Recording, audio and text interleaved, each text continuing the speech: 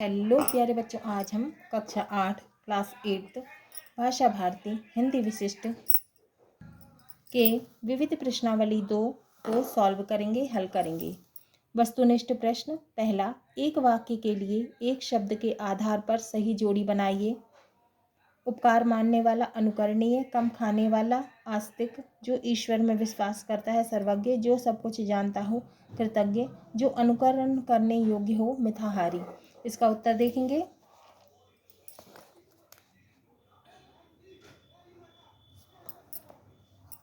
पहला, उपकार मानने वाला, कृतज्ञ। दूसरा, कम खाने वाला, मिताहारी। तीसरा, जो ईश्वर में विश्वास करता है, आस्तिक। चौथा, जो सब कुछ जानता हो, सर्वज्ञ। पांचवा, जो अनुकरण करने योग्य हो, अनुकरणीय।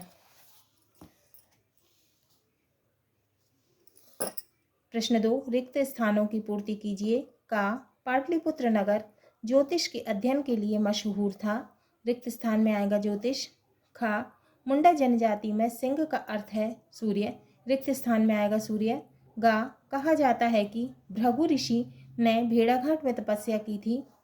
रिक्त स्थान में आएगा भृगु। घा, सबत सुने सब कोय, कोकिला सभी सुहावन। रिक्त स्थान में आएगा कोकिला। इंगा, बहुत अधिक फूल खिलने के कारण पटना का नाम कुसुमपुर भी था। क्या नाम था? कुसुमपुर, है ना। तो रिक्त स्थान में आएगा कुसुमपुर। अब है प्रश्न 3, सही विकल्प चुनिए। का, सत्याग्रह शब्द का संधि विच्छेद सत्य धन आग्रह है। सत्य प्लस आग्रह है। पहला, सत्य धन ग्रह। दूसरा, सत्य धन आग्रह। तीसरा, सत्याधन ग्रह। चौथा, सत्याग्धन रह। तो इसका सही उत्तर है दूसरा, सत्य धन आग्रह। खा, युवावस्था शब्द का संधि विच्छेद युवा प्लस अवस्था है। पहला है युवा प्लस अवस्था। दूसरा, युवाव प्लस अवस्था। तीसरा, युव प्लस अवस्था। चौथा, युव प्लस आस्था। तो इसका सही उत्तर है पहला, युवा प्लस अवस्था। ग, हाथ पांव फूलना मुहावरे का अर्थ है घबरा जाना है ना। तो पहला है सूजन आ जाना। दूसरा, ताकतवर हो जाना। तीसरा, घबरा जाना। चौथा, खुश होना। तो इसका सही उत्तर है तीसरा, घबरा जाना। चौथा, निम्नलिखित समास विग्रह शब्दों के समक्ष सामसिक पद लिखिए। शंख से नाद, गांव के वासी, राजा का दंड, हर एक वर्ष, शौर्य के लिए चक्र, सेना का पति, नीला कमल। उत्तर है समास विग्रह सामसिक पद। शंख से नाद समास विग्रह, सामसिक पद है शंखनाद। समास विग्रह है गांव के वासी, सामसिक पद है गांववासी। समास विग्रह है समास विग्रह है राजा का दंड, सामसिक पद है राजदंड। समास विग्रह है हर एक वर्ष, सामसिक पद है प्रति वर्ष। समास विग्रह है शौर्य के लिए चक्र, सामसिक पद है शौर्य चक्र। समास विग्रह है सेना का पति, सामसिक पद है सेनापति। समास विग्रह है नीला कमल, सामसिक पद है नीलकमल। प्रश्न 5, निम्नलिखित शब्दों का अनुनासिक और अनुस्वार चिन्ह के आधार पर वर्गीकरण कीजिए। चिन्ह माने निशान, है ना। गांव, पंचम, दंड, मंगल, कांच, हंस, हंस, बांधना, बंधन, संबंध और हंस। प्रश्न 5 का उत्तर है अनुस्वार। ये जो बिंदी होती है ना, ऐसे क्या कहते हैं? अनुस्वार कहते हैं, है ना। पंचम, दंड, मंगल, बंधन, संबंध और हंस। अनुनासिक शब्द, चंद्रबिंदी है, इसे क्या कहते हैं? अनुनासिक, है ना। तो अनुनासिक शब्द है गांव, कांच, हंसना, बांधना और हंस। अति लघु उत्तरीय प्रश्न।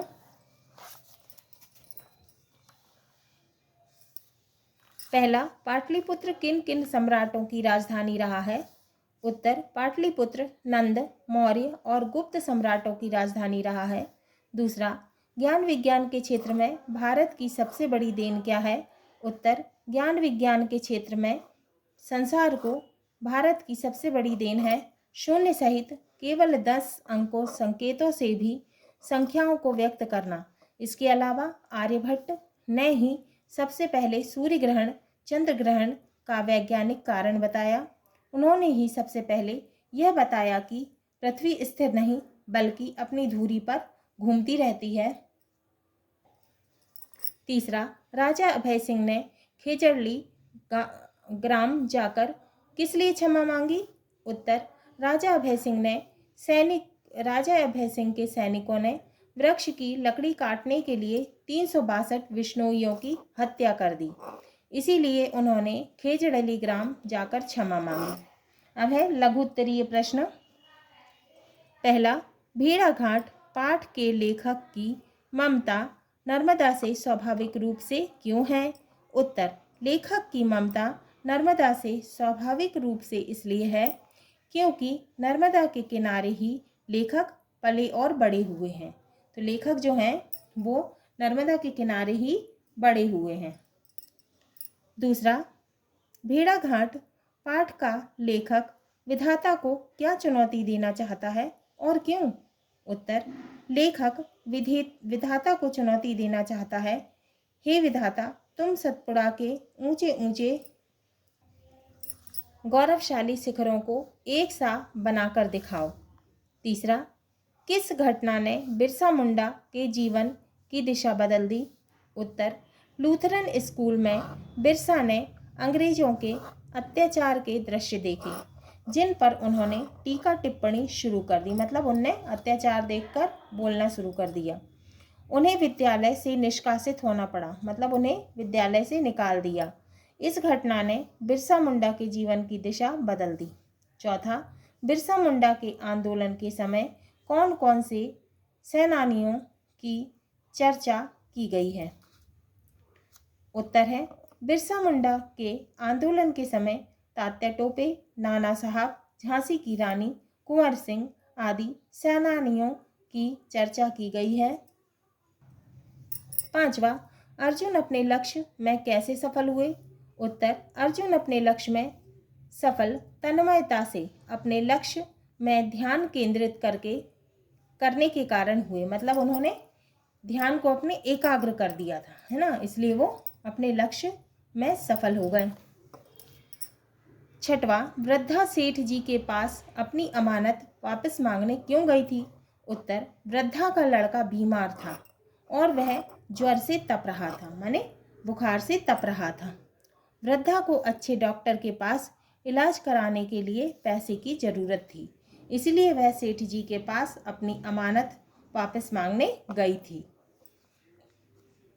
सातवां, वाक्य रचना की विशेषताएं बताइए। उत्तर है, वाक्य रचना की विशेषता है योग्यता, सार्थकता, आकांक्षा, पदक्रम, अन्वय और आसक्ति। पहला है योग्यता, वाक्य में प्रयुक्त शब्दों में अर्थ प्रकट करने की योग्यता हो। दूसरा, सार्थकता, वाक्य में निरर्थक शब्दों का प्रयोग ना हो। तीसरा, आकांक्षा, वाक्य में एक पद सुनते ही उसके विषय में जानने की इच्छा होती हो। चौथा, पदक्रम, वाक्य में शब्दों का एक विशेष क्रम होता है। पांचवा, अन्वय, व्याकरण की दृष्टि से वचन, लिंग, कारक और क्रिया आदि की संबद्धता हो। छठवा, आसक्ति, वाक्य में प्रयोग किए गए शब्दों में समीपता होनी चाहिए जब उन्हें बोला व लिखा जाए। अब है दीर्घ उत्तरीय प्रश्न। पहला, नाच रहे पागल हो, ताली दे दे चल दल।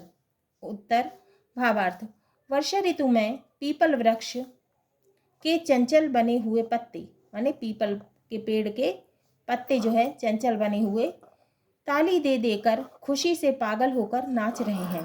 दूसरा, पकड़वारी की धार झूलता है मेरा मन। कवि क्या कहना चाहता है? भावार्थ, कवि कहता है कि मेरा मन जल की धार को पकड़कर अनेक कल्पनाओं के झूले में झूलने लगता है। तीसरा, सावन मन भावन क्यों लगने लगा?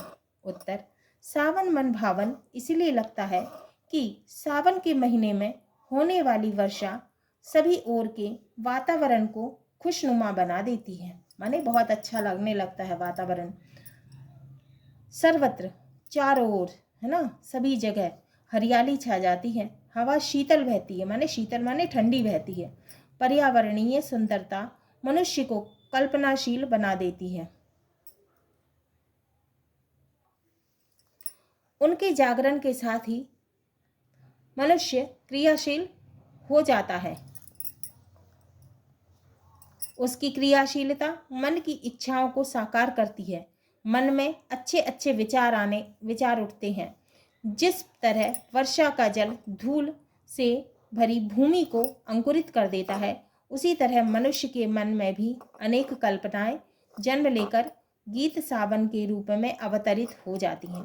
इमेजिनेशन करने लगता है मनुष्य, है ना। चौथा है जन्मभूमि की स्वतंत्रता का बिरसा का सपना अधूरा कब रह गया। उत्तर, बिरसा मुंडा ने अंग्रेज शासकों के विरुद्ध आंदोलन चलाने का संकल्प ले लिया।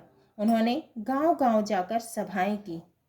देश की आज़ादी के लिए लड़ने हेतु मुंडा व अन्य जनजातियां भाले और तीर कमान लेकर चारकाड़ गांव में एकत्र होने लगी।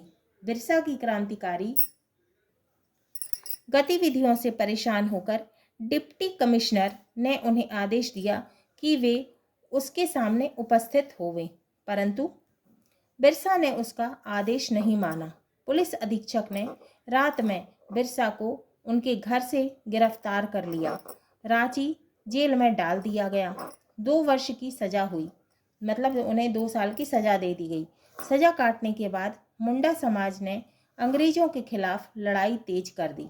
बिरसा को देशद्रोहियों ने फिर पकड़वा दिया। बीमार हो जाने से सुनवाई के दिन खून की उल्टी हो जाने पर उनकी मृत्यु हो गई। इस तरह जन्मभूमि की स्वतंत्रता का बिरसा का सपना अधूरा रह गया। 5वां, प्राण जाए पर वृक्ष न जाए पाठ का मुख्य संदेश अपने शब्दों में लिखिए। उत्तर, प्राण जाए पर वृक्ष न जाए पाठ का मुख्य संदेश है कि पर्यावरण की रक्षा की जानी बहुत ही महत्वपूर्ण है, माने बहुत जरूरी है। इसके लिए अर्थात पर्यावरण की शुद्धता के लिए वृक्ष लगाए जाएं और उनकी सुरक्षा की जाए। आज वृक्षों की संख्या दिन प्रतिदिन घटती जा रही है, माने वृक्ष कम होते जा रहे हैं, पेड़ कम होते जा रहे हैं। इसके कारण समूचे विश्व में, माने पूरे पर्यावरण में, पूरे संसार में, है ना, इसके कारण समूचे विश्व में, है ना, तो इसके कारण पूरे संसार में पर्यावरण की रक्षा की चिंता की जा रही है। वृक्षों की अंधाधुंध, माने बहुत अधिक, है ना, कटाई पर रोक लगाई जा रही है। नए वृक्ष उगाने के लिए तथा उनको रोपने के लिए तथा उनकी रक्षा किए जाने के लिए जोर दिया जा रहा है। प्राण जाए पर वृक्ष न जाए पाठ का संदेश यही है। वृक्षों को कटने से रोका जाए तथा वातावरण के प्रदूषण से बचने के लिए पेड़ों की रक्षा करनी होगी। वृक्षारोपण, वृक्ष रक्षा तथा जीवन रक्षा का संकल्प लेना ही इस पाठ का मुख्य संदेश है। 6वां, याचक और दाता कहानी में सही अर्थों में याचक कौन है और क्यों, कारण सहित उत्तर लिखिए। उत्तर, याचक और दाता कहानी में सही अर्थों में याचक सेठ बनारसी दास है और दाता वृद्धा है। याचक माने मांगने वाला, है ना, और दाता माने देने वाला। याचक कौन था? बनारसी दास, सेठ बनारसी दास, और दाता कौन थी? वृद्धा। क्योंकि सेठ के लड़के को कई सालों तक पाल पोस कर बड़ा करने पर भी वृद्धा ने उस लड़के को सेठ जी की अमानत समझकर उसे वापस लौटा दिया और लड़के के भविष्य के लिए जमा किए रुपए भी सेठ को ही रखने को कहा। 7वां, आपके आसपास की कोई प्रसिद्ध नदी तथा उसके आसपास का वर्णन अपने शब्दों में कीजिए। उत्तर, मैं जबलपुर शहर में रहता हूँ। यहाँ पर पास ही में नर्मदा नदी है। यहाँ नर्मदा नदी पर कई घाट हैं, बहुत सारे घाट हैं, जिनमें क्या क्या है? ग्वारी घाट, तिलवारा घाट और भेड़ा घाट प्रमुख हैं। भेड़ा घाट में नर्मदा का सौंदर्य अवर्णनीय है, मतलब उसका वर्णन नहीं किया जा सकता, इतना सुंदर है। यहाँ पर नर्मदा के दोनों ओर संगमरमर की चट्टानें हैं जो दिखने में बहुत ही सुंदर लगती हैं, जो बहुत ही मनमोहक लगती हैं। यहीं पर नर्मदा नदी प्रपात बनाती है जिसे धुआंधार प्रपात कहते हैं। जब प्रपात में पानी ऊपर से नीचे की ओर गिरता है तो धुएं के जैसा प्रतीत होता है, माने ऐसा लगता है कि जैसे धुआं हो। यह बहुत ही सुंदर मनमोहक लगता है, माने मन को मोहने वाला लगता है। 8वां, निम्नलिखित गद्यांश की संदर्भ सहित व्याख्या कीजिए। गद्यांश है, जब हम सूर्य की किरणों को किसी अतिशी शीशे के सहारे एक कागज के टुकड़े पर केंद्रित करते हैं तो वह जल उठता है। जल में प्रच्छन्न विद्युत की कुछ साधनों से केंद्रित करके बड़े बड़े कारखाने चलाए जाते हैं। एकाग्र करके उससे संसार को हिलाया जा सकता है। उत्तर है, हम संदर्भ और व्याख्या करेंगे। प्रस्तुत गद्यांश पाठ्य पुस्तक के लक्ष्यवेध नामक शीर्षक से अवतरित है। इसके लेखक ने एकाग्रता का महत्व बतलाया है। व्याख्या, लेखक के अनुसार जब हम सूर्य की किरण को किसी लेंस की सहायता से किसी कागज के टुकड़े पर केंद्रित करते हैं तो वह जल उठता है। हाँ, ऐसा होता है। जब हम लेंस से सूर्य की तरफ लेंस को लगाकर नीचे हम कागज रखते हैं तो सही में वह जल उठता है ना। लेखक के अनुसार जब हम सूर्य की किरण को किसी लेंस की सहायता से किसी कागज के टुकड़े पर केंद्रित करते हैं तो वह जल जाता है। जल द्वारा उत्पन्न विद्युत माने बिजली, है ना, कुछ साधनों द्वारा एकत्रित करके माने इकट्ठा करके, कुछ साधनों द्वारा इकट्ठा करके बड़े बड़े कारखाने इत्यादि चलाए जाते हैं। यदि हम तन्मयता एवं एकाग्रता से चाहें तो दुनिया को भी हिलाया जा सकता है, अर्थात सारे संसार को प्रभावित किया जा सकता है। 9वां है, निम्नलिखित पंक्तियों को ध्यान से पढ़कर प्रश्नों के उत्तर दीजिए। ठाऊ न रहत निदान, जियत जग में जस लीजे, मीठे वचन सुनाए, विनय सब ही सौ कीजे, कह गिरधर कबीराय। अरे यह सब घट तौलत, पाहुन निस दिन चारी, रहत सब ही के दौलत। का है, पंक्तियों में कौन सा छंद है? नाम लिखकर उसके लक्षण लिखिए। इन पंक्तियों में कुंडलियां छंद है। इनका लक्षण इस प्रकार है। कुंडलियां छंद में 6 चरण होते हैं। प्रत्येक चरण में 24 मात्राएं होती हैं। इस छंद के प्रारंभ में माने शुरू में दोहा तथा अंत में रोला छंद होता है। इस छंद की एक विशेषता यह भी है कि जो शब्द इसके आरंभ में होता है वही इसके अंत में भी आता है। खा, पंक्तियों में प्रयुक्त अलंकार का नाम लिखिए। खा, उत्तर है, इन पंक्तियों में अनुप्रास अलंकार का प्रयोग हुआ है। गा, रचनाकार का नाम बताइए। गा, इस छंद के रचयिता कवि गिरधर हैं। घा, कवि इन पंक्तियों के माध्यम से क्या कहना चाहता है? घा, कवि ने इन पंक्तियों में लोक व्यवहार की अनुभवजन्य एवं उपयोगी बातों को बताया है। कवि का संदेश है कि हमें विनयशील और मीठी वाणी बोलने वाला होना चाहिए। इस तरह हम अपने जीवन को सहज और बेहतर बना सकते हैं, माने अच्छा बना सकते हैं। 10वां है, चांद आता है तो चांदनी जैसी चमक उठती है, सूरज आता है तो उस जैसी तप उठती है। यह कथन किसके बारे में कहा गया है? पंक्ति का आशय अपने शब्दों में लिखिए।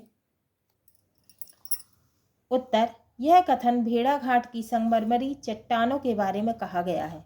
इस पंक्ति का आशय यह है कि जब चांद की सुनहरी किरणें संगमरमरी चट्टानों पर पड़ती है, जब चांद की रोशनी जब है वो चट्टानों पर पड़ती है तो वह चांदी के समान चमक उठती है, माने वह चांदी के समान चमकती है।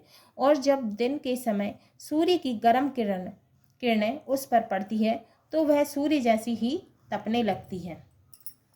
प्रश्न 11, भारतवर्ष में प्रचलित संवत सन आदि की सूची बनाइए। उत्तर, पहला है विक्रम संवत, दूसरा है ईसवी संवत या सन, तीसरा शक संवत, चौथा हिजरी संवत, 5वां शालीवाहन संवत और 6वां कली संवत। 12वां पांडवों और कौरवों की परीक्षा संबंधी घटना लिखिए। उत्तर, पांडवों और कौरवों के गुरु आचार्य द्रोण अंतिम परीक्षा के लिए उन्हें एक वन में ले गए, माने एक वन में, जंगल में ले गए उन्हें। एक वृक्ष के ऊपर बैठी चिड़िया की आंखों की पुतली के लक्ष्य वेध का निश्चय हुआ।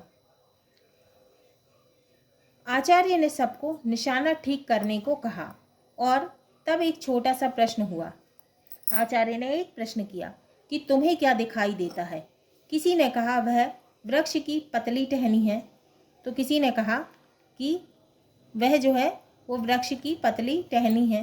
किसी ने कहा उस पर लाल रंग की चिड़िया बैठी है, उसकी आंख दिखाई दे रही है।